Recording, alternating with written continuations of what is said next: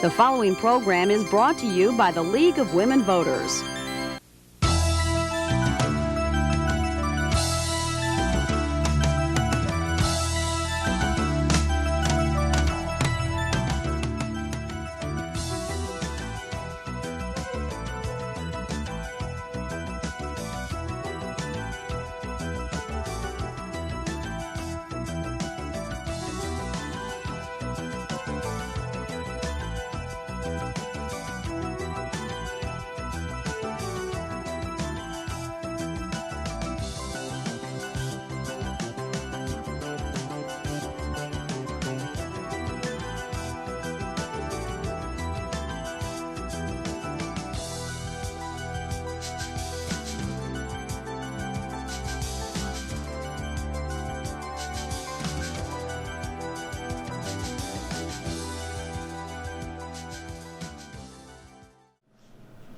Hello everyone, I'm Mary O'Brien, the current president of the Greater New Britain League of Women Voters.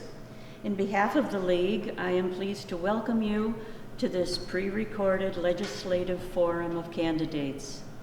Represented is State Senate District 6 and State House Districts 24, 25, and 26.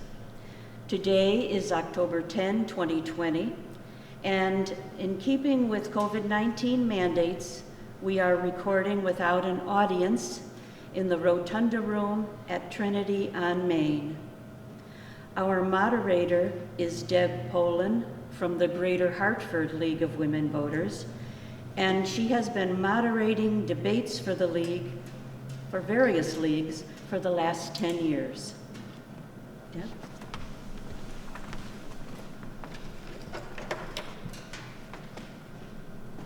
Thank you, Mary, and welcome to all of you, welcome to all of the candidates, and thank you for joining us today for this very important conversation about the direction of our state.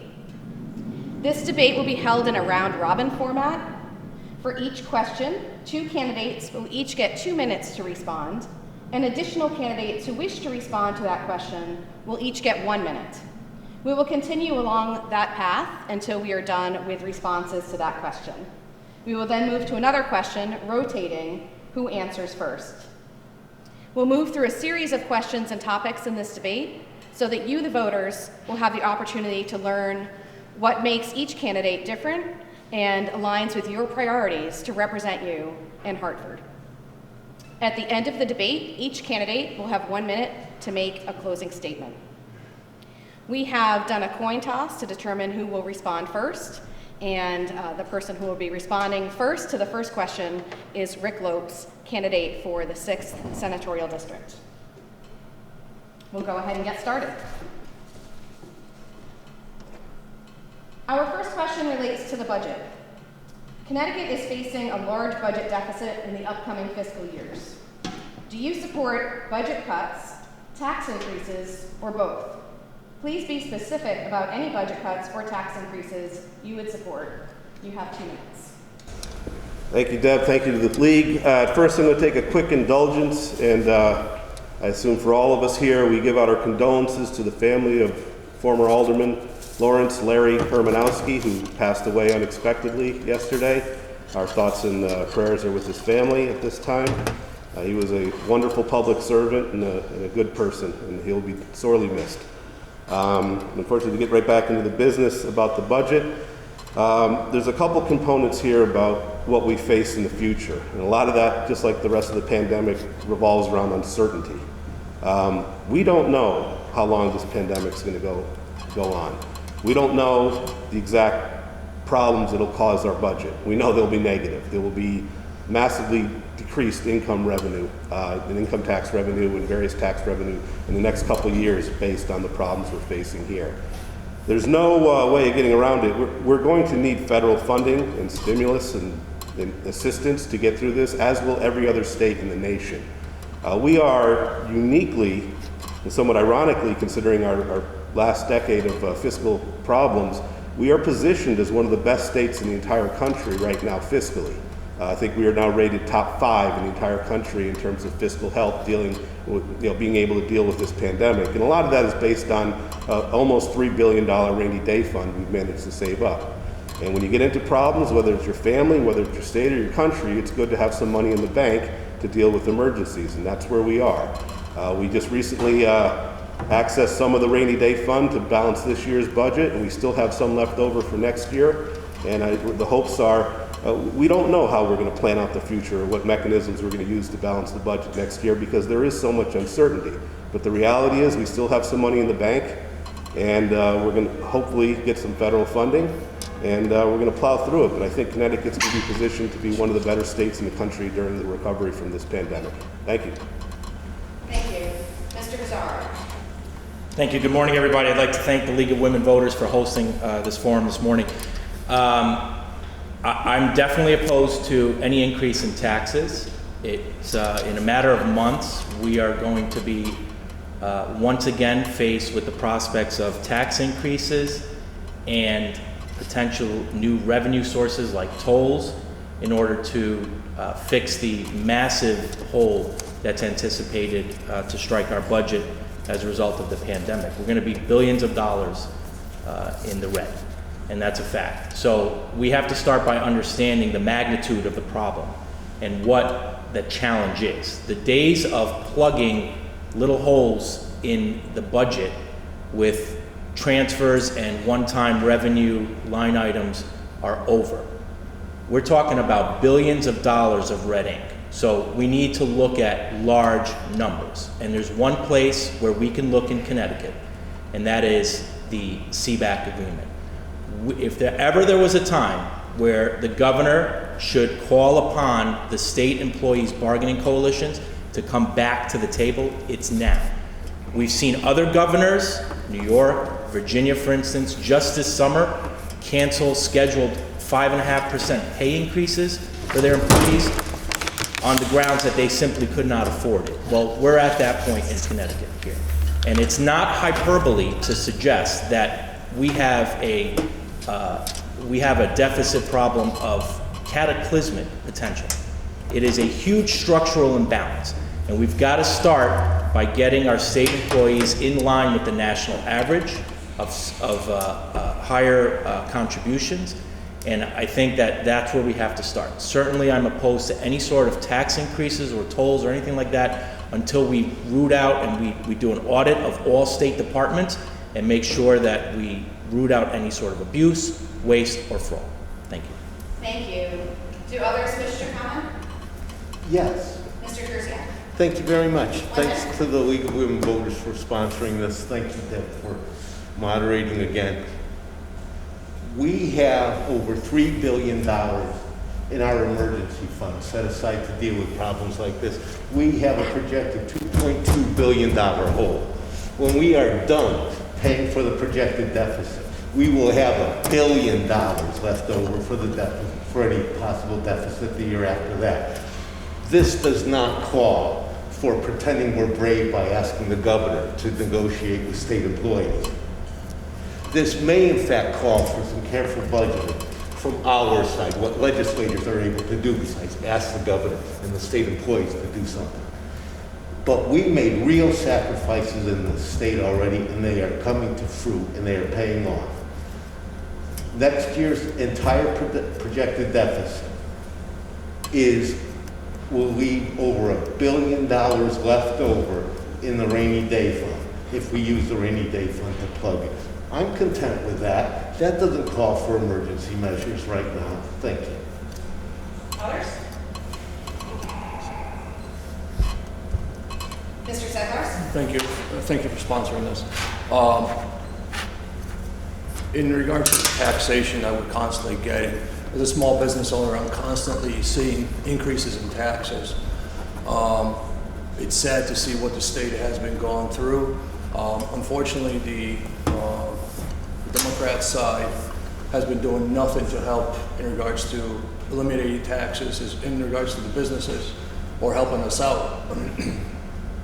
It's just been nothing but a bunch of increases constantly. There's constant increases, for example, the bag tax, that's just ridiculous. That's not helping us in any shape, way, or form.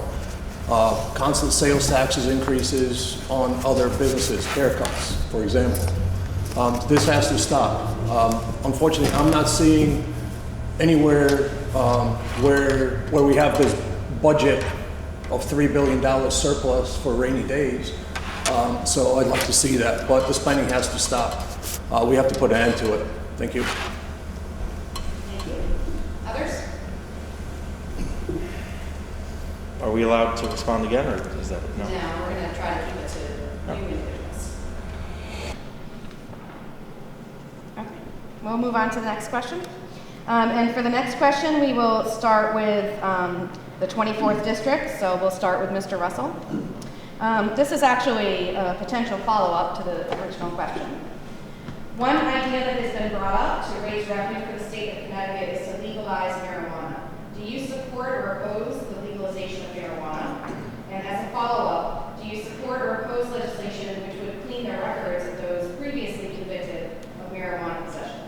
You'll have 2 minutes, and following that, Manny Sanchez, you will have 2 minutes, and then we'll open up. I do not support recreational marijuana. I believe it would cause more problems with laws. I mean, you have people, there's no way of testing people that are driving if they're under the influence or not. I believe it would cause more problems at this point. We can't even regulate the problem today as it is. If you go to many corners, you can smell the marijuana. So we cannot regulate the problem today. What makes you think that make it legal is going to solve problems? I believe it's going to cause more problems. And as far as committing a crime, if you commit a crime, you have to do your time, and you have to complete your time. So I do not believe in releasing early. Thank you. Thank you. Mr. Sanchez. Thank you for having us. I am in support of the legalization of recreational marijuana. We are seeing we're seeing it in real time in Massachusetts. I think it's about 10% in addition to their already tax that they have for that purpose. But the only way that I could see myself supporting something like this is if we're cleaning the records of those who have been sent to prison for selling. So yes, I do support the legalization of it. Do others wish to comment on this one? Thank you again to the League of Women Voters for sponsoring this. At this point, I really can't support the legalization of marijuana, and it's because I've been looking at some of the records that have been coming in from Colorado and California, and this is in regards to education, and I have had numerous talks with some teachers outside of Connecticut in states that have legalization, and they're very concerned about high school dropout rates and about students coming into school high.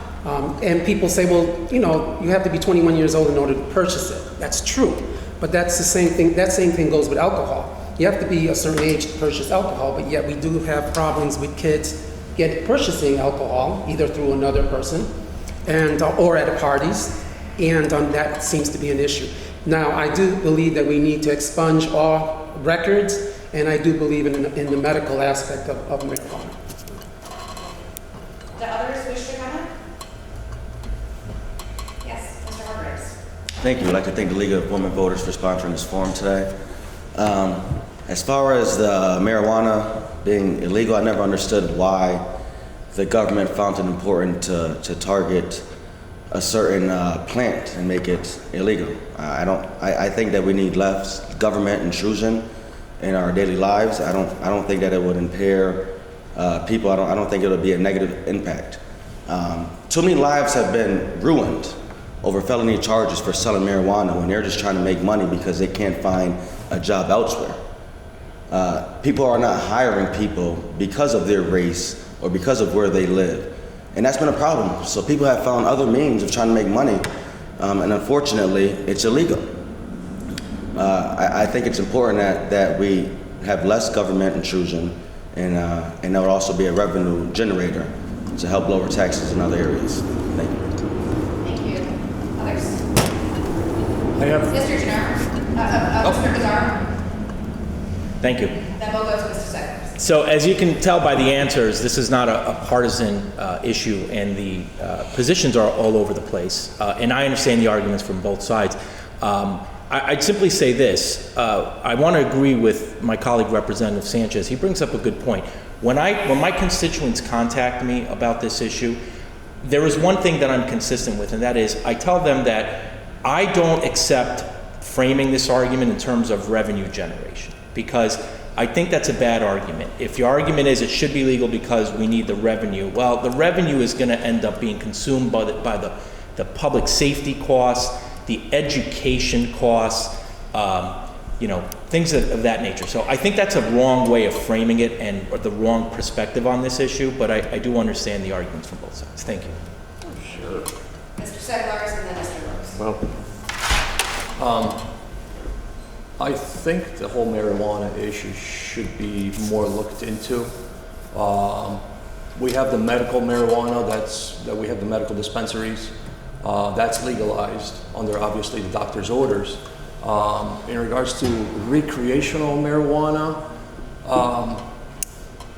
if we're going to do it, if we're going to do anything about it, it has to be taxed, it has to be well regulated, and it has to be controlled to the full extent. In regards to the question that you asked about early release for the crimes, unfortunately, that's not something that I agree with. It's something that we definitely, if you did the crime, you definitely have to serve it, and that's about it.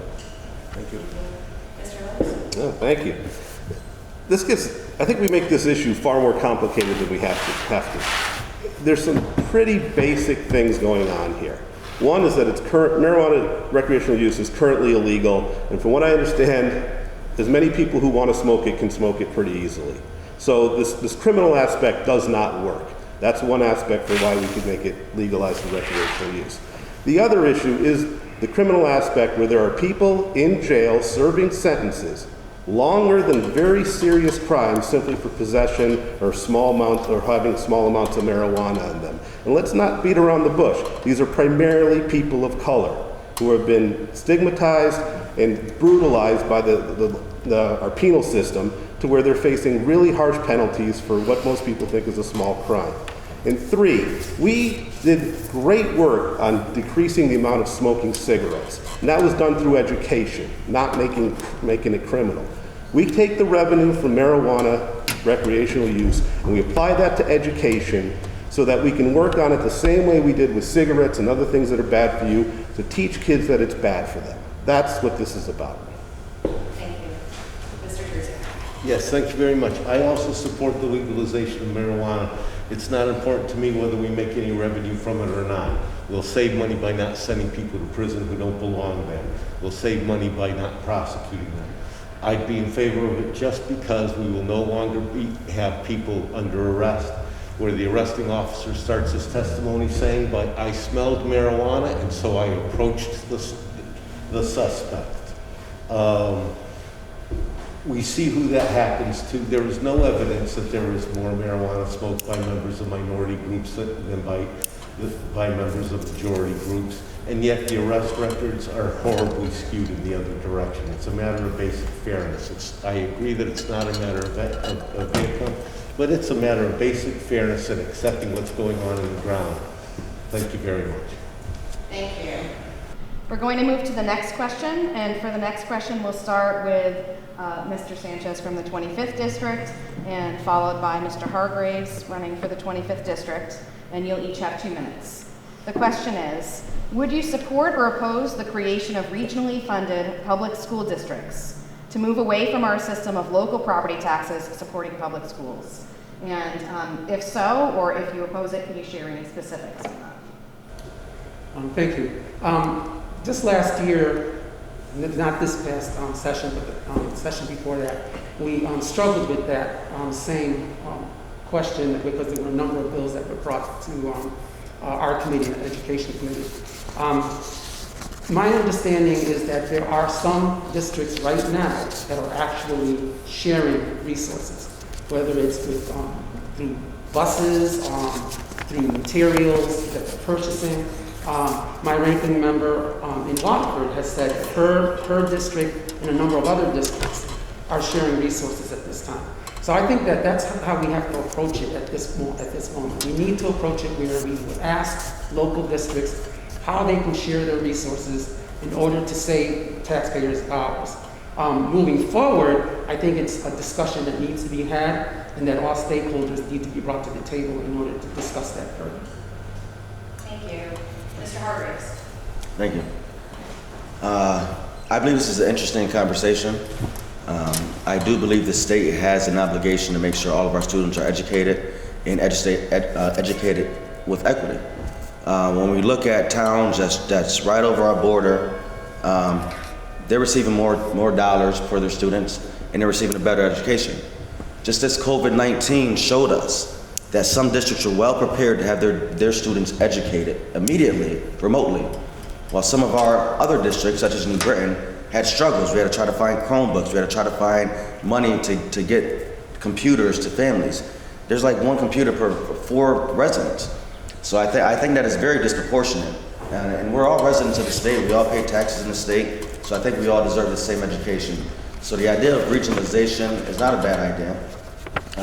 I just think that there's a lot of egos within our school districts, and we just have to be able to come together and work together to say that just because you live on this side of the line should not matter what type of education you receive. So I think the state should step up and make sure that education is a top priority for all of our students. Thank you. The others wish to comment on this issue? Mr. Bizarro. Thank you. There's a lot to unpack in that question. I'm actually going to start with the last part of the question first, which was reliance on the local property tax. So I think that we do have to figure out a better way to fund education in the state. We cannot continue to rely on the local property tax. It's unfair to cities like New Britain. We've got to fund our education systems the way that we as a state have promised our municipalities that we are going to do so. The other parts of the question, look, I'm not in favor of regionalization to the extent that it would require consolidation of decisions regarding curriculum and things of that nature, which I think are uniquely and inherently local. But I agree with my colleagues here in terms of encouraging municipalities to figure out ways to economize and share resources and become more efficient. So to the extent that that's what we're talking about, absolutely, I think the state should encourage regionalization in that regard, but not in terms of control over local curriculum and independent rule of the schools. Thank you. Thank you. Others? Okay. We're going to move on to the next question, and for the next question, we will start with the 26th district, and we'll start with Mr. Seckers. Then we'll go to Mr. Jersey-up, and then we have seen many Black Lives Matters and other demonstrations regarding racial justice in many cities and towns this year. And in many ways, Connecticut is still a segregated state. How do you plan to address issues around racial justice and racial equity?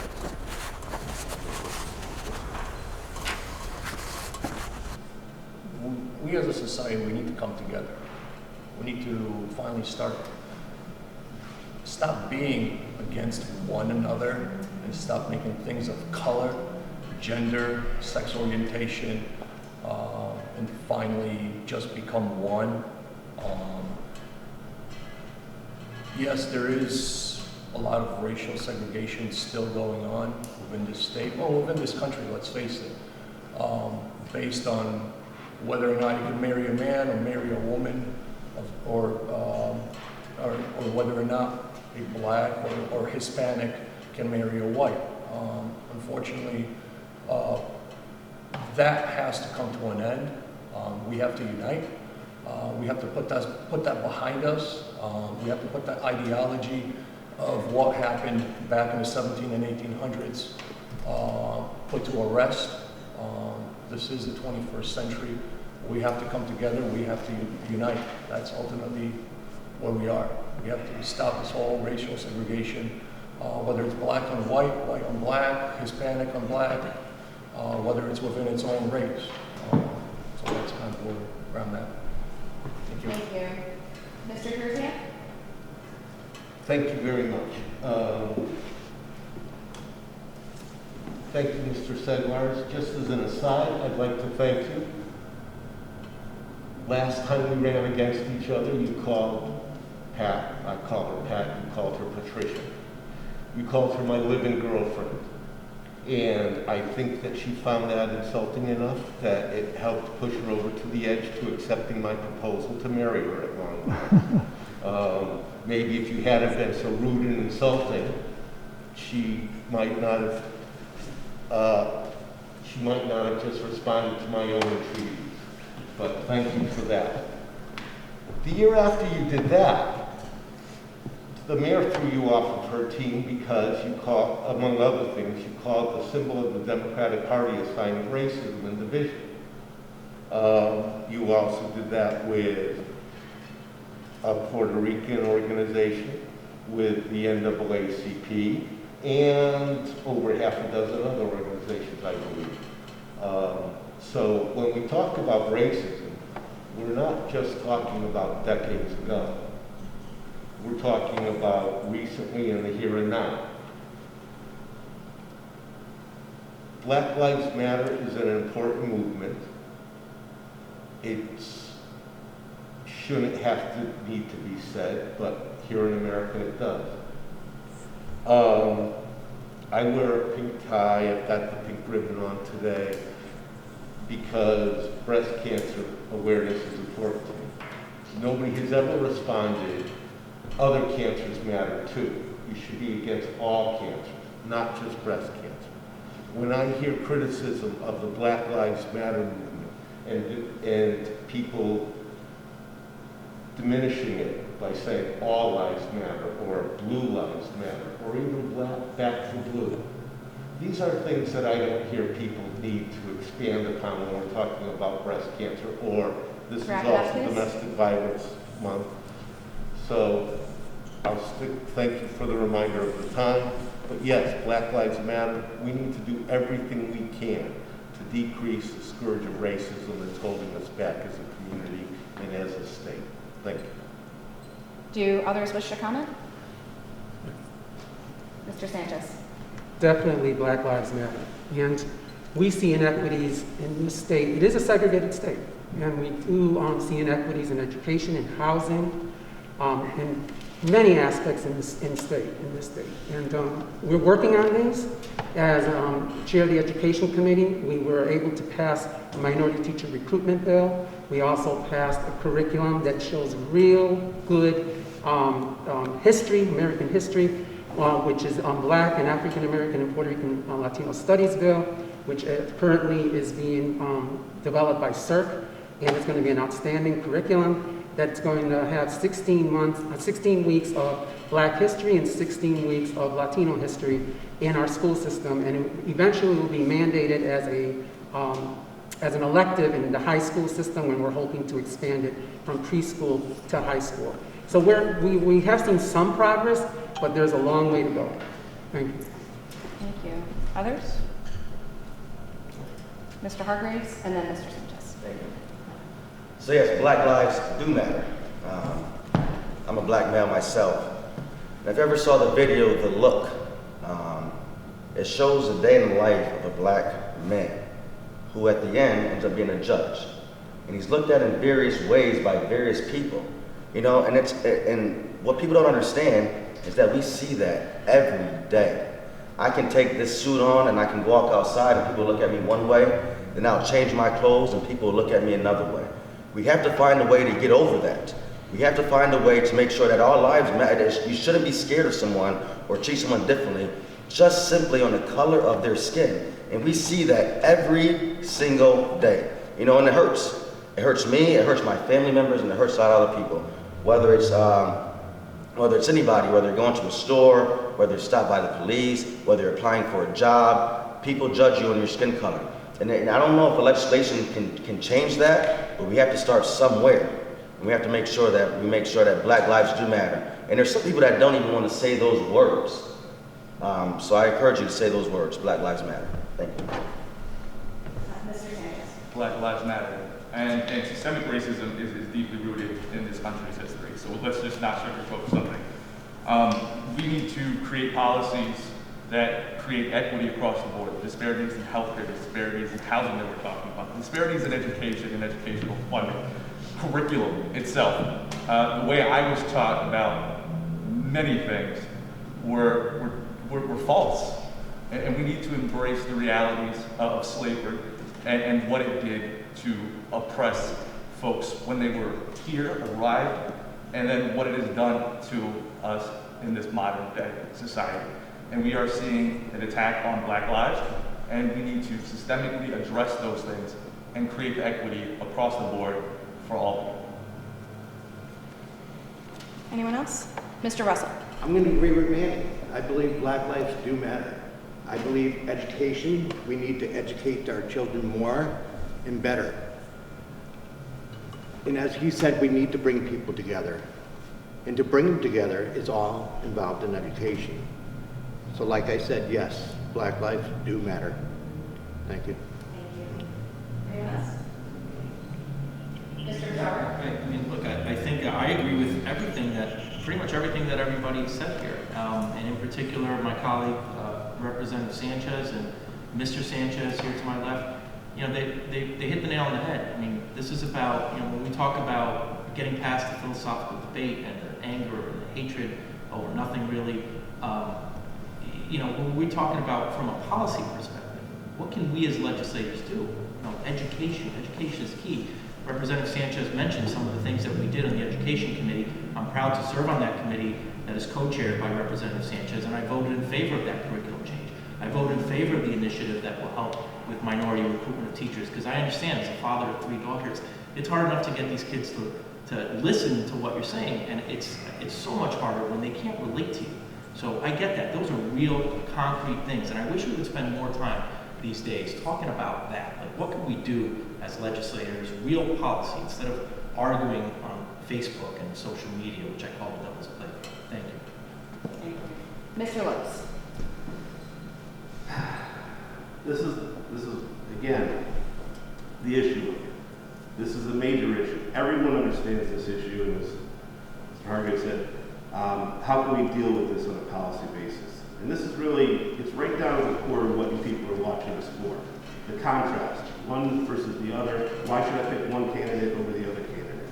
And the root of it is the policy decisions and the votes that we make, not the lip service that we give out. You can say that you're for things, but your voting record really follows you everywhere you go. The one major piece of legislation that came out of the Black Lives Matter movement, the death of Mr. Floyd, and all these things was police accountability. And there are people here who are legislators who voted for it, and there are those who voted against it. And those are the things you need to educate yourself on about what matters and what you really think about the people that are running, and if they're just giving you lip service or if they're backing it up with real action and votes. Thank you. All right, well, you've changed where I was going to go next. Since this question, we're going to start with you, Mr. Lopes, and then go to Mr. Bizarro. We will move on to the police accountability bill you just mentioned. Do you, or did you support or oppose the recently passed law regarding police accountability? And what changes, if any, would you like to see in the law? You'll have 2 minutes, Mr. Bizarro will have 2 minutes, and then each of you who would like to comment will have 1 minute. Back to the last question, how serious this issue is for this country in this year. 2016, we elected someone to the presidency who has shown a disdain for people of color, a disdain for equality in this country, has openly condoned the actions of white supremacists, and it is shown. We have seen this in the last 4 years. This country is being torn up. We'll survive. We'll come out of this stronger. I'm a true believer in that. But we have seen the pain and heartache over the last couple of years bubble over. And these actions where people were killed indiscriminately are not new. They've existed throughout our country's history. But they are bubbling to a point now where people are angry, and we need to do something about it. The bill that was passed about police accountability is not an anti-police bill. I have police members in my family. I have police officers who are my friends. This bill is about accountability. We want the job to be done correctly. to help mitigate these flashpoints of anger in this country and to move us towards equality. Will it fix everything? No. Will it make police more accountable? Yes, I think it will. And they will work into it, and the bill will not unduly punish them. But I'm hoping, everyone's hoping, that it will bring some sort of aid towards our constant, I mean, we can't go a couple of weeks without someone being killed or beat up. And you watch the video now and you realize that there's no reason that should have happened. There's no reason these violent episodes should have escalated to these points. So yeah, I was proud to support the police accountability bill. I think it's a good way to just hold people to their job. And good cops want to do good jobs, and they want bad cops out of the force. And I think that'll help our community, help our country tremendously. Thank you. Thank you. Mr. Bizzara? I don't know if I should wait for President Trump to show up to answer, since I didn't know he was a part of this debate. But with regard to the police, that bill, which has a terrible title, I am so proud to have voted no on that bill. And I would vote no every single day of the week if that bill was presented to me in the version that we saw this past summer. And I'll tell you why. It does absolutely nothing at all to hold rogue police officers accountable to anybody. It is disgraceful. What it does, besides demoralizing police officers and dissuading people from wanting to apply for the position of law enforcement, when we should be, by the way, figuring out ways to help law enforcement recruit the best of the best so we don't have problems. We are going to make them scrape from the bottom of the barrel. And what do you think is going to happen? But besides that, it's offensive because what it does is it reduces the resolution to nuisance value settlements. That's all it does. What is the goal? The goal is to prevent the problems with the police officers and law enforcement in the first place. It is to try to figure out ways to prevent that interaction, those interactions that turn tragic and result in the loss of life and things of that nature, and police brutality. That's the goal, not to give a family some nuisance value settlement after the fact. I had people who had been advocating for real police accountability for decades contact me and urged me to vote no on that bill because they were offended by the lack of meat to that bill. There was nothing there. A couple things in there, sure, about training, enhanced training, and psychological evaluations, things of that nature that I could get behind. But the meat and potatoes of it was terrible. It does nothing. It's going to cost municipalities and taxpayers a lot of dollars in nuisance value settlements. It's not going to give the families what they need, and it's not going to prevent police officers from abusing the laws. Thank you. Thank you. Do others wish to comment on this?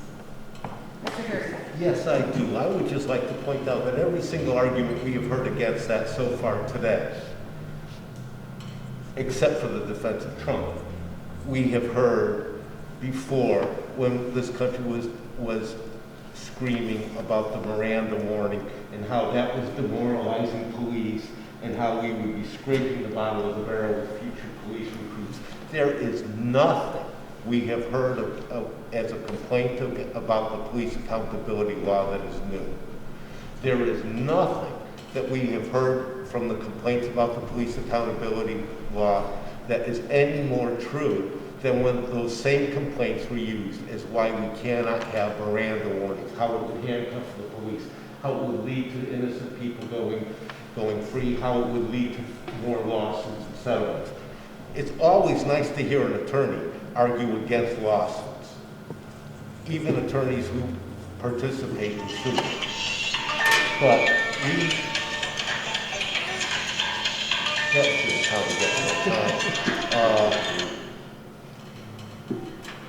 But as soon as I'm done speaking, I'll check my phone too to make sure it doesn't happen to me.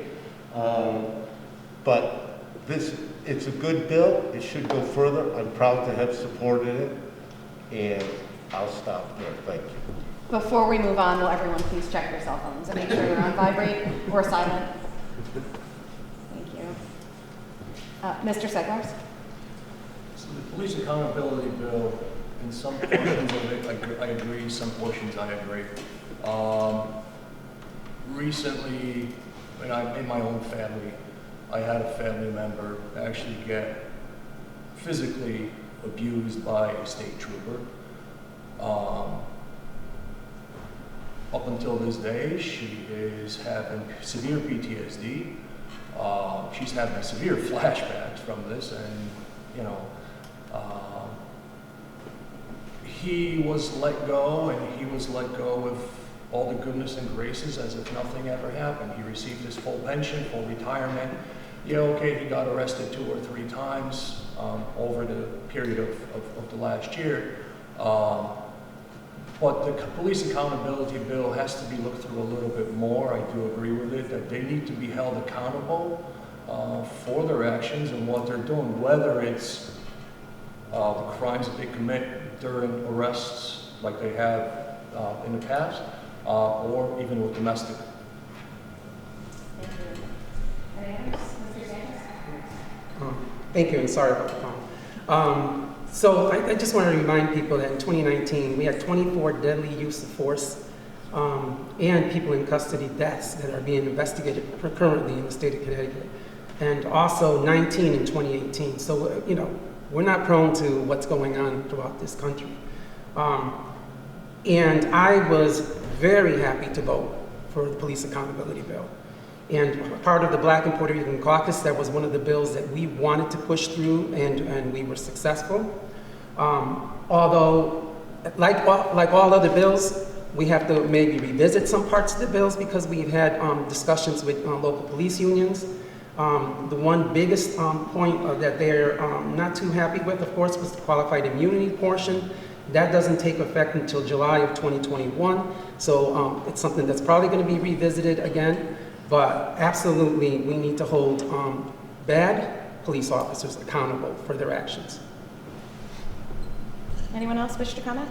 Mr. Russell. You know, I'm debating if I should say something on this, and I believe I should. The accountability law is very important to me. I have family members which are police officers, and I stand by the police. I understand the things they're going through as well. But we need to hold the police officers that are doing wrong accountable for their actions. Not the good ones. We are going to lose a lot of good police officers because of this bill.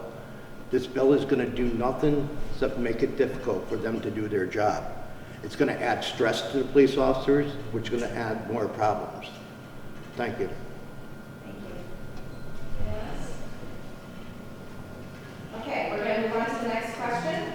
And for the next question, we'll start with Mr. Russell, actually. We'll have 2 minutes, and then Manny Sanchez will have 2 minutes as well. Okay. Connecticut has the largest income and wealth gaps between the richest and poorest people in the nation. What are some of your ideas to improve the economic present and future of people in New Britain and across our state? Well, that's a really good question, and a hard question to answer because I'm part of that gap. My income is not very high, and I have struggled through paying my bills and living every day. So I know the struggle, and as far as what we can do about it, I do not believe raising the minimum wage is going to help. We need to build more jobs. We need to save the small businesses, and we need to work with them to make it easier for people to get jobs and work their way up through. Thank you. Thank you. Mr. Sanchez. Thank you. The socioeconomic disparities within our state are mind-blowing to see. And just here in Great, we're talking about a median income of $40,000. Let's just talk about the spectrum of that inequality within itself, right? 40,000 median, people on the high end, people on the lower end. So one thing that we obviously need to do is encourage, first of all, an increase in the minimum wage. $15. So a one-bedroom apartment in this state, if you wanted to stay afloat, you need to make $21 an hour. So let's just talk about that. We have to talk about, when we're talking about socioeconomic disparities, better job opportunities. I think infrastructure, right, is part of that conversation. So better rail systems, better ways to get to work. I can attest to a lot of folks that were working at a manufacturing facility in Cromwell that a good friend of mine owns, and a lot of people were coming from the bridge. The biggest issue that he said he had was that people could not get to work, right? So maybe we have a fleet of cars. I don't know. The conversation needs to transpire, but there are opportunities. We need to make sure that people have those opportunities and access to education and training to attain those positions as well. Thank you. Do others wish to comment on this question? Mr. Hargraves. Thank you. I believe education and training is definitely, as Mr. Sanchez just said, one of the biggest things. We need to make sure that our high schools are preparing our students to succeed in life, whether it's a college or a career path. There are definitely jobs out there that do pay well. We just got to make sure they're trained and prepared to do those jobs. We also got to support our small businesses. The burden that they face and the taxes that they face and the registrations and things that they have to go through just to become a small business is a burden to them. So that affects what they can pay their employees. Everybody needs to make money. So if we help support our small businesses in various ways, lowering taxes, providing programs, they can provide a better wage for people and help people flourish throughout. Thank you. Thank you. Anyone else? Mr. Sanchez? The district that I've lived in almost all my life is one of the poorest districts in the state of Connecticut. And when I talk to constituents, one of the biggest things they say is minimum wage. Why isn't it higher? So I was very happy to vote for that bill to raise it to $15.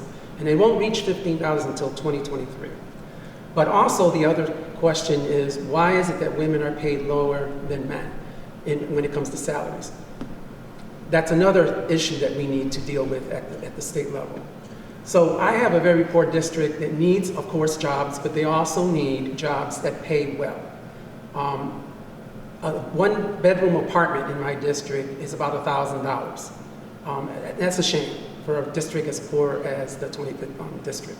And those are numbers; those are facts. So absolutely, I was very supportive of the $15 minimum wage. And as like my nephew had pointed out, you need to make at least $21 in order to afford an apartment here in the state of Connecticut. Thank you. Thank you. Anyone else wish to comment on this? Mr. Lopes? The income disparity in Connecticut is probably the single biggest problem we face as a state. It defines a lot of what we do and how we act. I've said to people all over, I mean, if you're born and raised in Connecticut, you are virtually guaranteed one of the world-class best educational experiences, period. Unless, of course, you happen to grow up in one of the poor communities of Connecticut. And then you're in a substandard one. How is that fair? That towns right around us have world-class educational opportunities and educational programs, and yet the kids in New Britain and some of the other poor communities really struggle, and basically, it's an institutional problem. And you can take that further into where the people of color living. They're living in a lot, predominantly in these poorer communities. So it compounds the problems of race. It compounds the problems of economic disparity. These are things we really have to work on.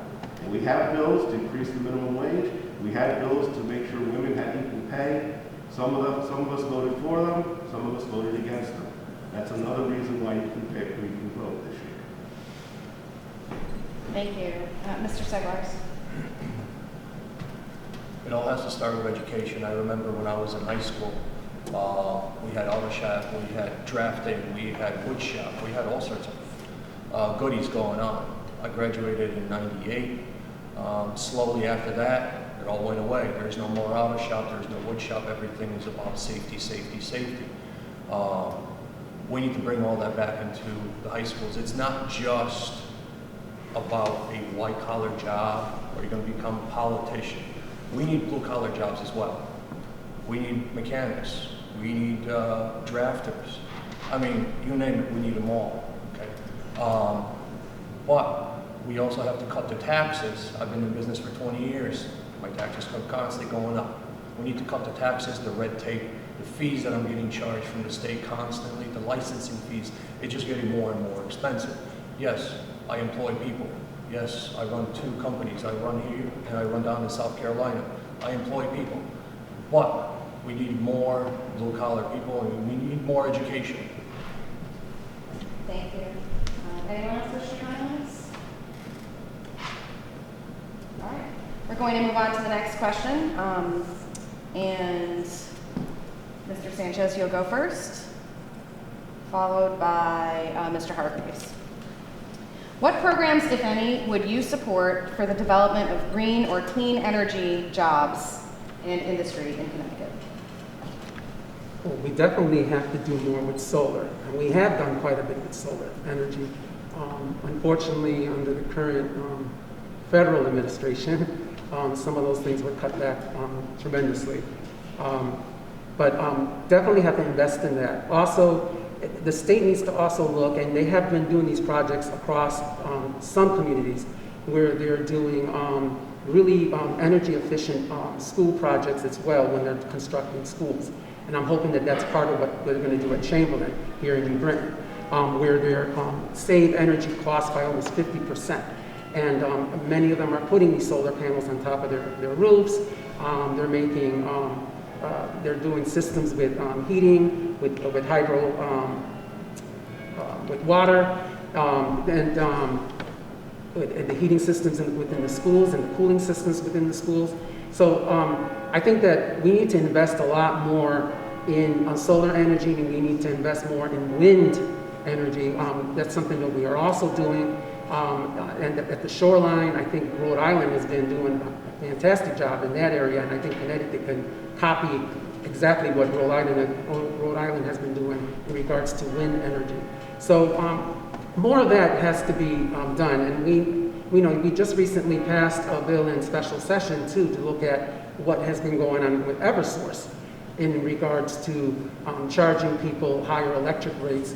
And I'm talking to a former person that worked for Eversource. He said, well, one of the biggest issues they had was that they got rid of linemen many years ago, quite a bit of the linemen. So now they have to reach out to other communities and other states to get these men to come in and put up the lines that fall during the storm. So, I mean, there's a lot of savings that we can do moving forward.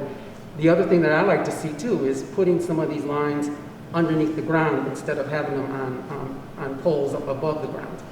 I think that's an investment that we need down the road. Thank you. Mr. Hargreaves. Thank you.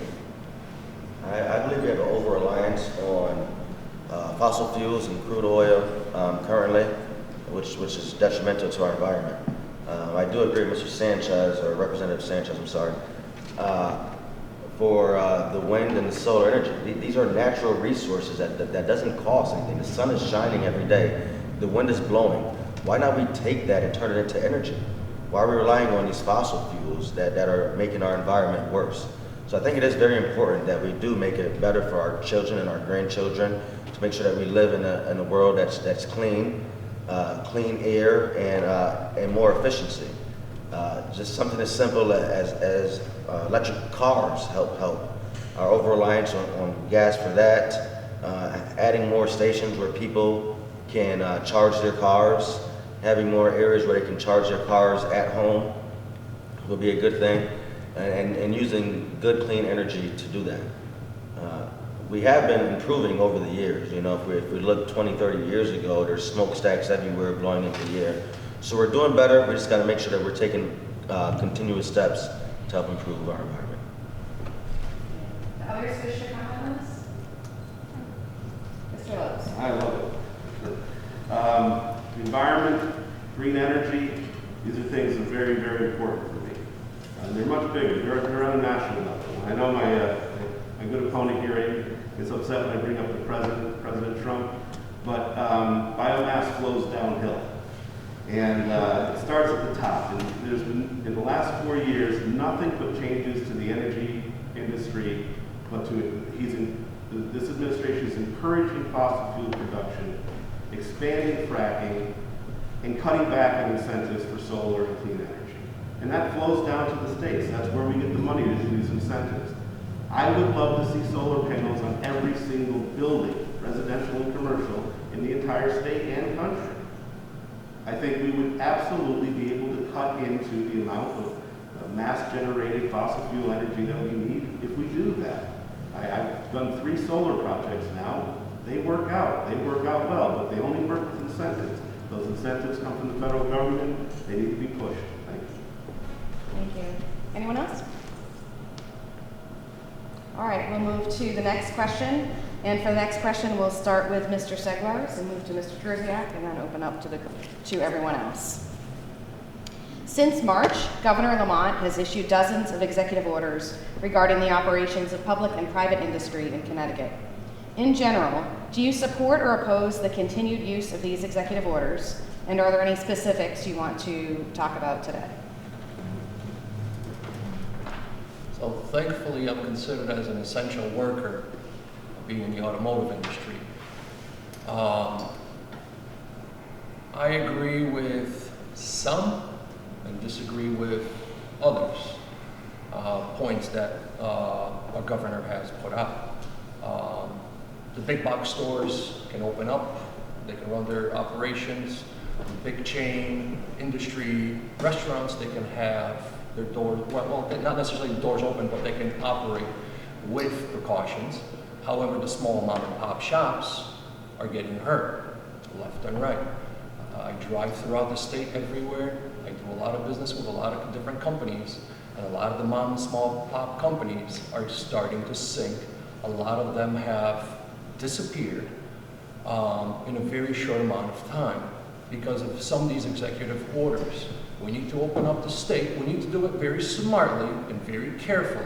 However, we cannot just put and focus merely on the big chains and not focus and lose everything on the little guys. It's the little guys that actually provide more workforce than the big box chains. Mr. Lamont needs to start opening up the state a little bit more and finally let operations go through. Thank you. Thank you. Mr. Terziak. Thank you very much. I support the governor's use of executive orders.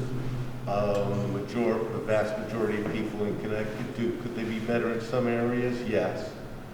But I think in general,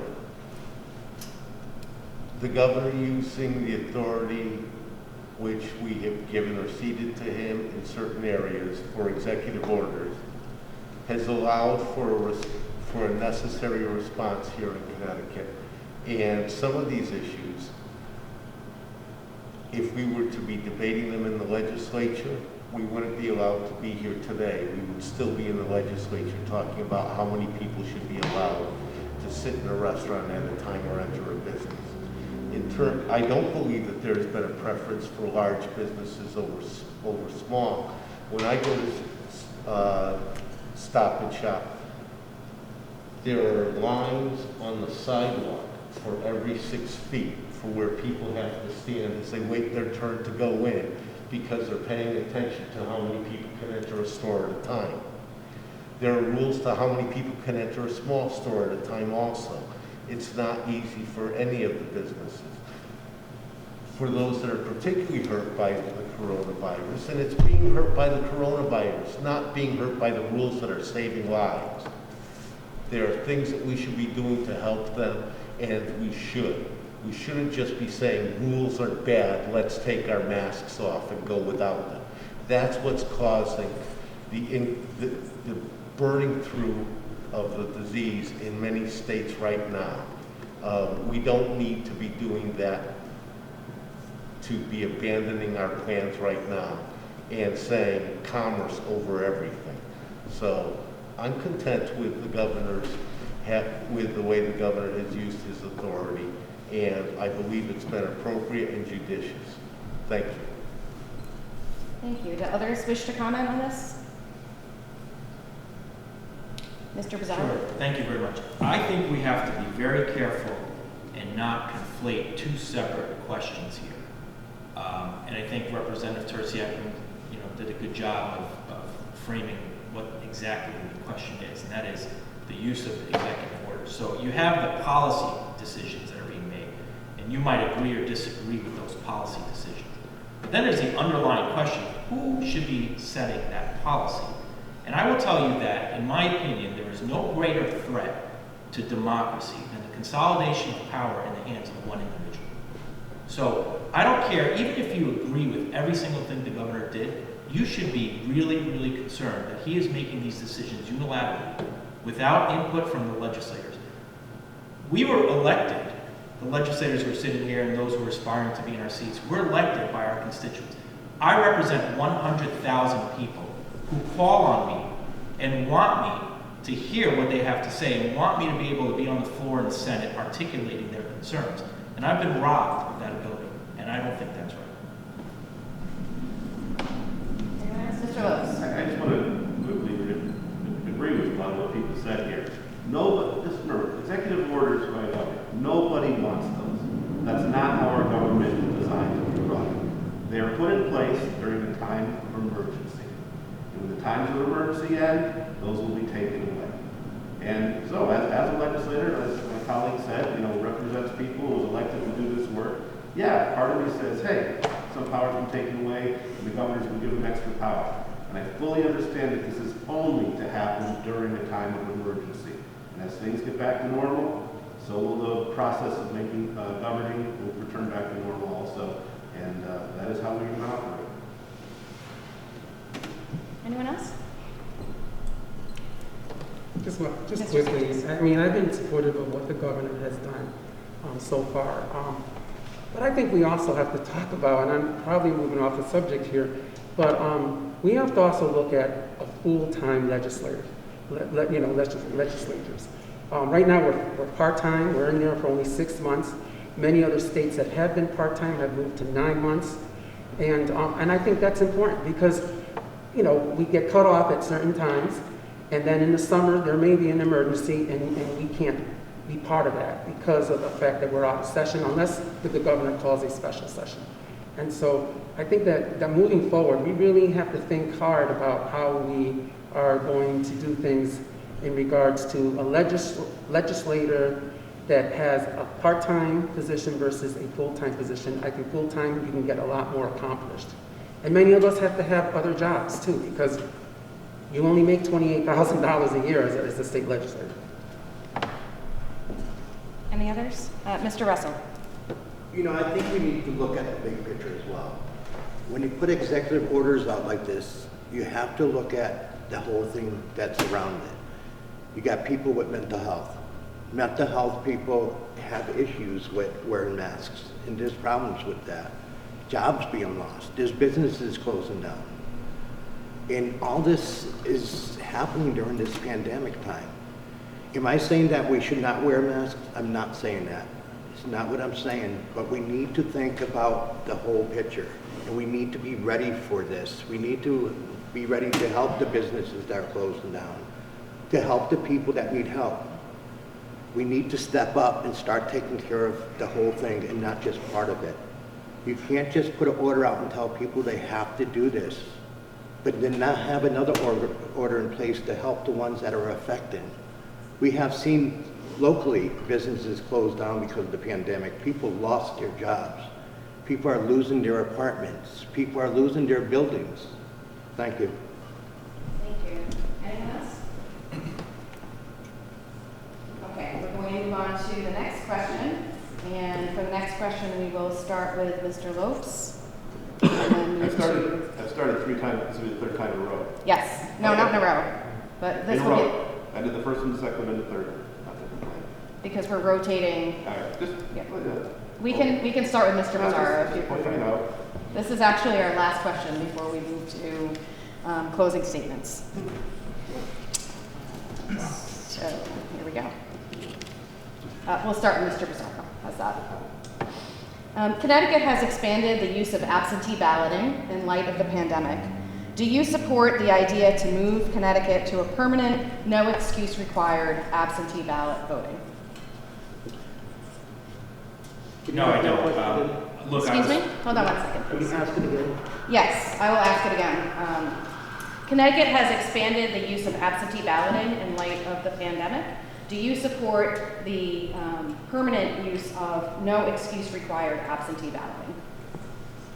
Thank you. No, I do support the use of the absentee ballots right now. I was delighted to have been able to have the opportunity to vote twice on legislation in special session the past couple months that would allow people to vote by absentee ballot because of COVID. I understand that it is a real concern that people have. I get it. I know that we have to make arrangements for people to be able to vote in light of the pandemic. And so I did vote yes to legislation which would allow people to vote by absentee ballot because of COVID. I also voted yes on legislation that just passed last week that would allow town clerks to be able to start prepping the envelopes several days prior to election day so they can count those ballots.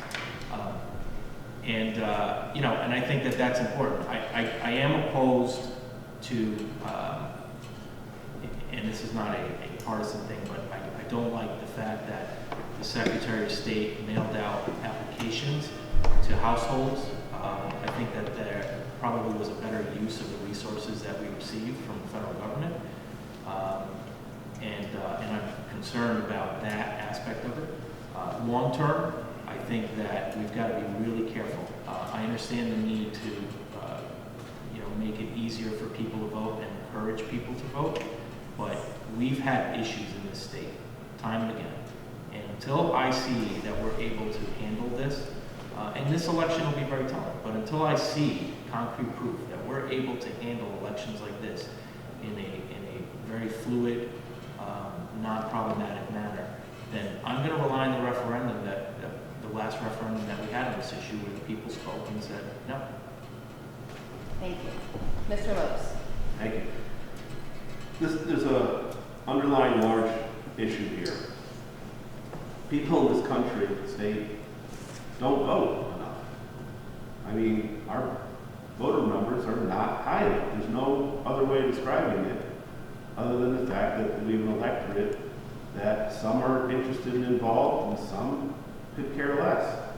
So I work on policy based on the thought of how do we get more people to vote?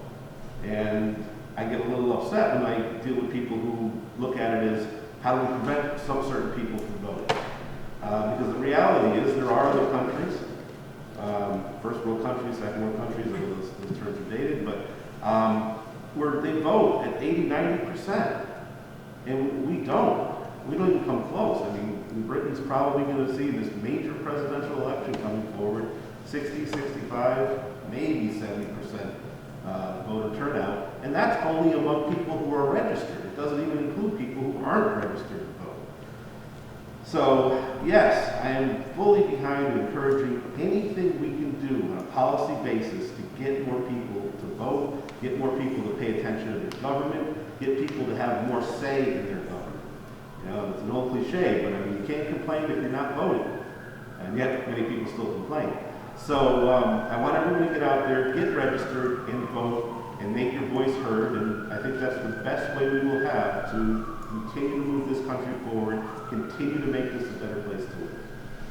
Thank you. Do others wish to comment on this? Sure, I've just got to chime in with yes. If you're watching this and you haven't registered to vote, get to City Hall now and register to vote.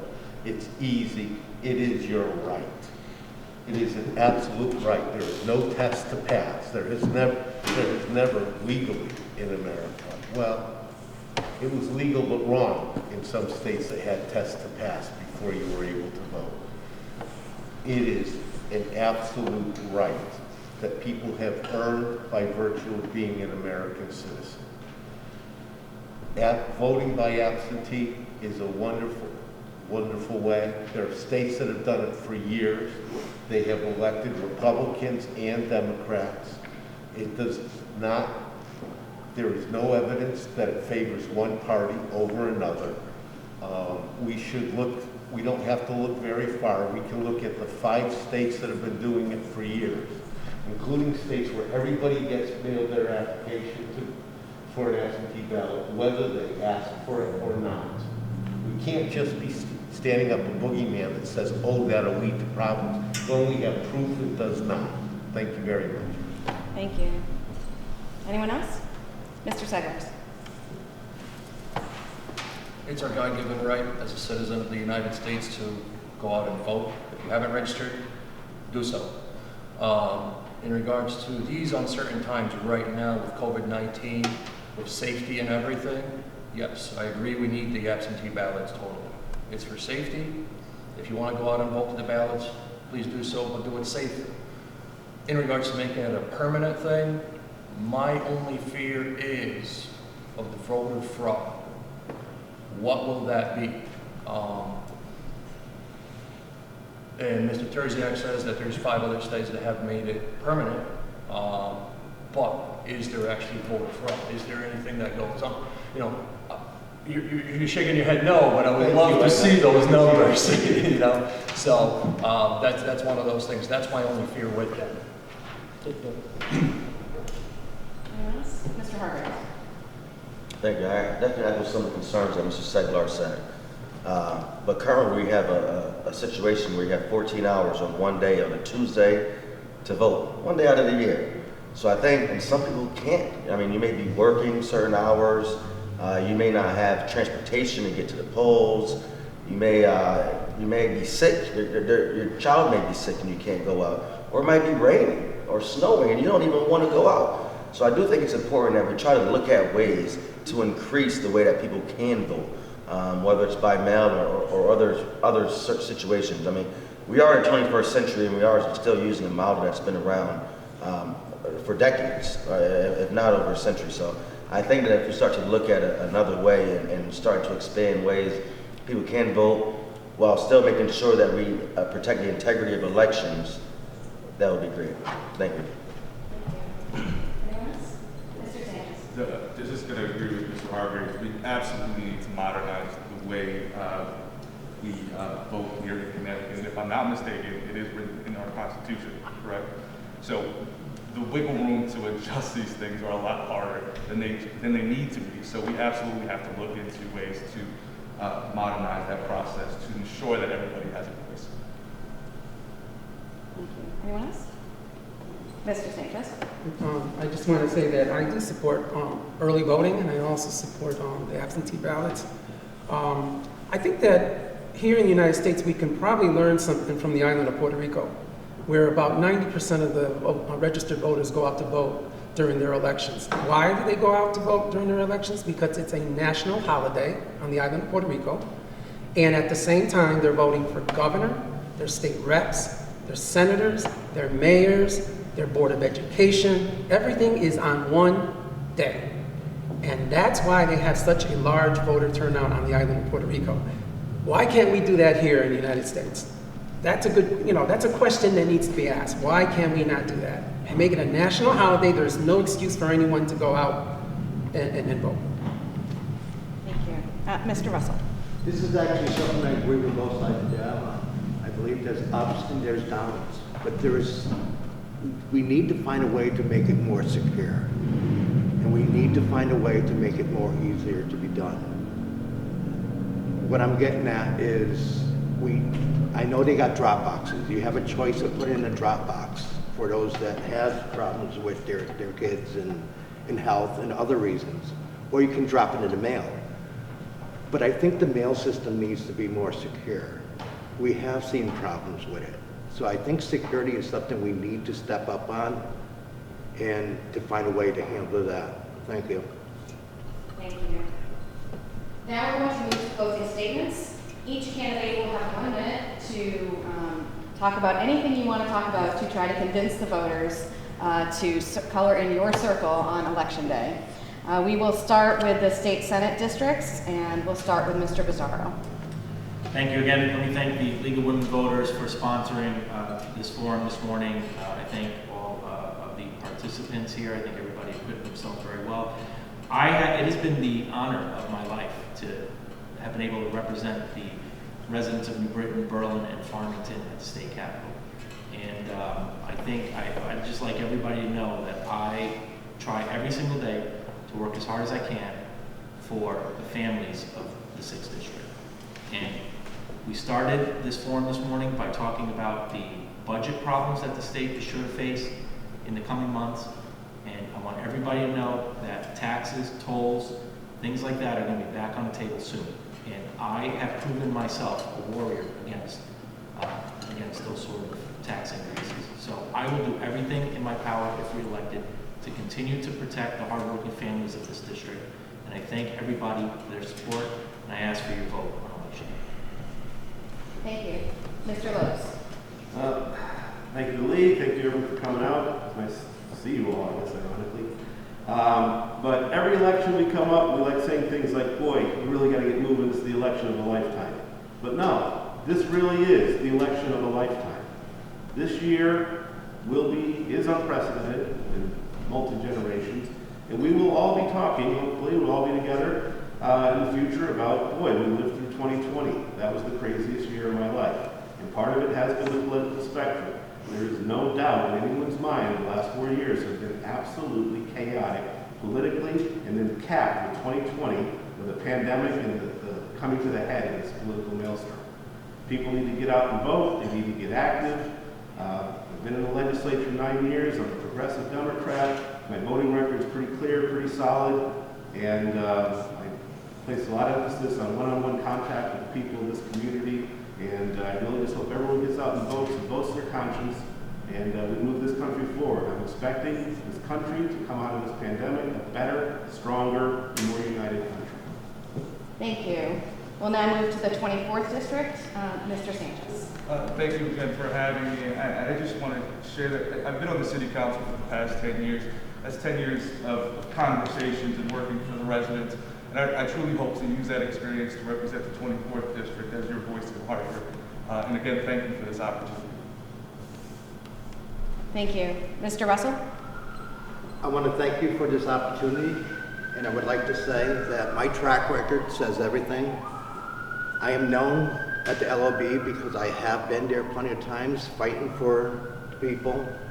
I am the voice of the people, and I have been the voice of the people. My track record says a lot. I'm known in City Hall. I'm known throughout the city for the things I have done and the things I will continue to do. I do not do it because I was elected. I do it because the joy and the love of the people. I do it because of my life experiences. And I know there's better for people, and I know we can help people by doing what we do. So I'm asking you to give me the chance to continue to work for the people and be your voice. Thank you. Thank you. Moving to the 25th District, we'll start with Mr. Harkins. Thank you. I'd like to once again thank the League of Women Voters for hosting this forum this morning. Give me 2 minutes, so I might use it all. 1 minute. 1 minute? Since I was a kid, I've always been one that tries to help other people. You know, if someone has a problem and they don't want to voice their concerns, I can be that one that will voice their concerns to people. I'm one that people can talk to, tell your problems to, and try to find solutions. And that's just what I want to bring to the state legislature. I'm not a political person that's too much on a party. I just want to do what's right for the people. If I'm representing you, I don't care what your party is, I don't care what your race is, I don't care what your gender, your anything. I want to do what's right for the people. So that's the only thing that I want to bring to the legislature. Always answer my phone, always make sure we respond to what people need. I think it's very important that we have representatives and between the state, local, and federal government that will listen to the people, that will address their concerns and needs, and bring what they need to the legislature. So I thank you, and that's all. Thank you. Mr. James. Thanks to the League of Women Voters for this forum. As your state representative representing this 25th district for the past 10 years, I have been listening to the people. People have called me throughout the whole year. You know, I stated before, we're part-time legislators, but my door is always open 24/7. I get people that call me, and in this recent pandemic, I can tell you how numerous people that have called me about getting the Department of Labor to answer their calls for their unemployment checks. And people can attest that through my office, we have helped hundreds of people in my district and throughout the city of New Britain that were Spanish speaking and couldn't reach people that spoke their language. So I've been doing that all along. The other thing too, we just recently passed a school construction bill that saved the city of New Britain taxpayers almost $52 million. I mean, that's at a 95% return rate. So I'm always there finding ways to save the taxpayers' dollars in the city of New Britain. And the way I operate as the committee chair on the Education Committee, I'm one of the best committees that we run is the Education Committee, because during the Education Committee, we passed through consent, meaning that both Republicans and Democrats voted on almost 97% of our bills went through consent. So I can work with both sides of the aisle. Thank you. Moving to the 26th District, Mr. Terziak. Thank you very much. Thanks to the League of Women Voters for having this forum. As we're here in our masks during the COVID crisis, during these quarantine times, it's important to remember that our job of looking out for people continues. And as we look forward, people complain about the budget, ignoring the fact that we have a surplus that is large enough to cover the projected deficit. But still, changes will have to be made. And when we make those changes, it's important that the people who are paying the price for what we've done and continue to do in the fight against COVID-19 and in the fight against the circumstances going on, that the people who pay that price are not the people who bear the burden most unfairly already. We have a huge disparity in income in this state, and we have to do what we can to make sure that those who are paying for the service, thank you, that those who are paying are the ones who can most afford to pay, and not those who can least afford to pay. I'll continue to fight for fairness for everybody. Thank you very much. Thank you. And finally, Mr. Seglers. I'm not a career politician, I'm a small business owner. I work with both sides, whether it's Democrat, Republican, Independent, whatever you are, it doesn't matter to me. I'm tired of paying high taxes. I'm tired of the red tape. I think you are too. I'm looking to eliminate and work with the City of New Britain residents day in and day out if I have to help them out, to make this city right again, and make this state right again. Thank you. Thank you. Thank you to all of the candidates for participating today and for putting yourselves forward to represent all of you in our state legislature. On behalf of the League, I thank all of you for watching today and for educating yourselves in advance of this election. Please remember to vote either by mail or by use of a drop-off box or in person on November 3rd. Thank you so much.